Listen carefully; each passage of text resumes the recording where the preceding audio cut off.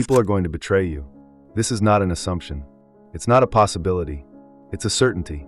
And the sooner you accept it, the sooner you will stop living like a victim. Are you waiting for a logical, emotional, or spiritual explanation? You won't find it, because betrayal doesn't come from reasoning. It comes from fear. It comes from desire. It comes from an internal need that weighs more than any promise someone made to you. You think that betrayal is an exception, that it's something that happens when something breaks. You're wrong, and Nietzsche knew it. He shouted it between the lines on every page. Don't trust the mask of civilization we all wear. Behind it, there are teeth, and they are sharp. Have you been betrayed? Welcome. You are not an exception. You are finally facing the rule. Do you want to know the truth? Here it is. They didn't betray you because you did something wrong. They betrayed you because it suited them to do so. And that's all. Most people don't betray you out of evil. They betray you out of convenience. Why? Because at a certain moment you stopped being useful, because another person offered more, because their fear of losing was greater than their loyalty towards you. This is not childish selfishness. I'm talking about an ancestral, wild, instinctive selfishness programmed thousands of years ago to prioritize one's own survival over any loyalty. It's not personal. It's worse. It's structural. It's in the foundation of how the human mind works, and that is why it is so shocking. We mistake a systemic feature for a personal attack, and yet you keep being surprised. You placed your trust as if the world were made of principles, morals, ethics. But the world is made of interests. Loyalty is a luxury, and few can afford it. Want some brutal advice? Never expect someone to act in your favor if that goes against theirs. Because the day their interests clash with your well-being, they're going to crush you. And they won't even feel guilty. Why? Because the human mind is an expert at justifying what it does. They're going to turn their back on you, and on top of that, they're going to convince themselves they did the right thing. So let's state the first principle of our alchemy, the harsh truth you must accept before any transformation can begin. Betrayal is the norm, loyalty the exception. Let's begin the dissolution. First, we must analyze the mind of the betrayer. You must understand, when they turn their back on you, they will also convince themselves they did the right thing. They'll tell you they had no choice, that it was an accident, that they didn't want to hurt you. And the worst part is that they believe it. They tell themselves that story to sleep at night, while you are the one left carrying the ruins. This self-deception is a survival mechanism.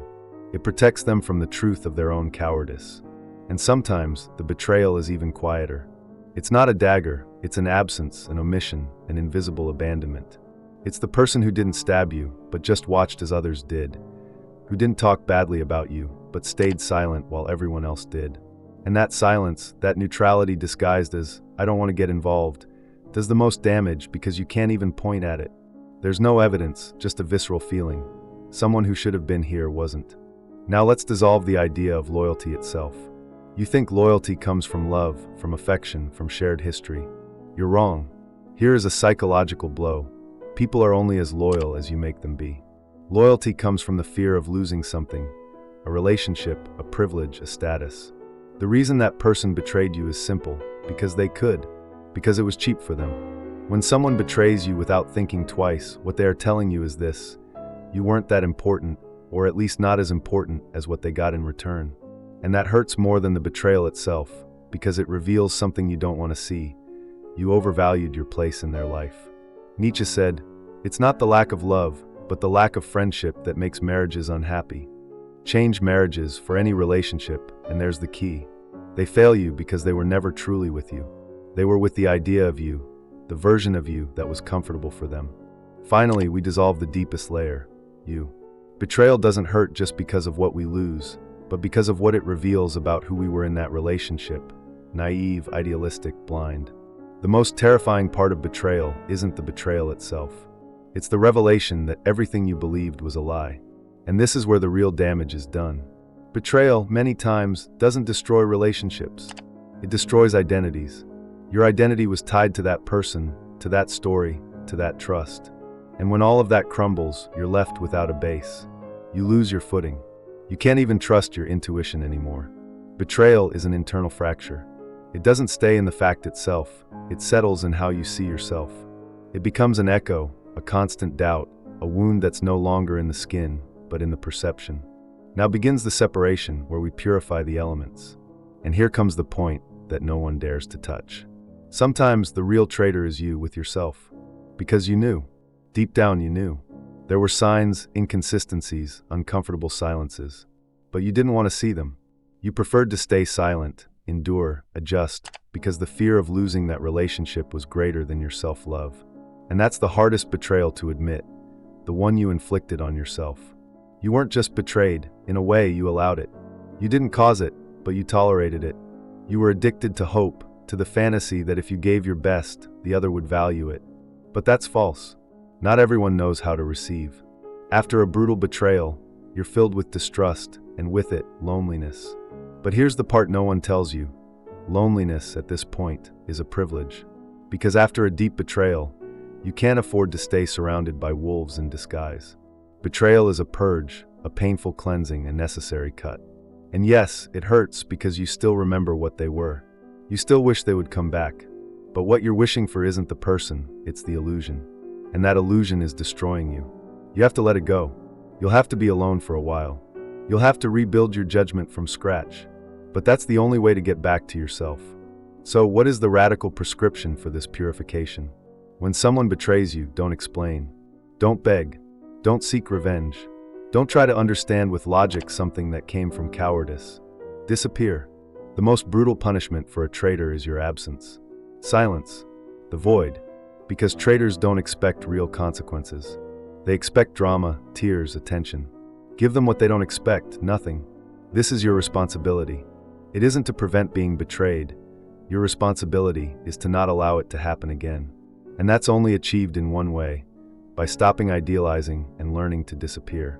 Make that betrayal a platform, not to prove anything to them, but to remind yourself that you're alive, that you're awake, that you don't need anyone who doesn't know how to hold their word. Now at last we arrive at the forge. Nietzsche made it clear, what doesn't kill you makes you stronger. But here's the twist that most people miss, only if you understand it. Because if you don't understand it, what doesn't kill you doesn't make you stronger. It leaves you broken, bitter, and more closed off than before. So how do you understand it? You stop idealizing, stop justifying, stop romanticizing the damage. You accept that human beings have an infinite capacity to fail, that no one is exempt, and that you, at some point, have been the betrayer in someone else's story. This understanding is the final ingredient. Betrayal is an alchemy. It takes your naivety and melts it down into wisdom. It reveals you to yourself, showing you what you ignored, what you tolerated, what part of you sold to keep something that was already broken. And this brings us to the most important truth of this entire journey. You are not what they did to you. You are what you do with what they did to you.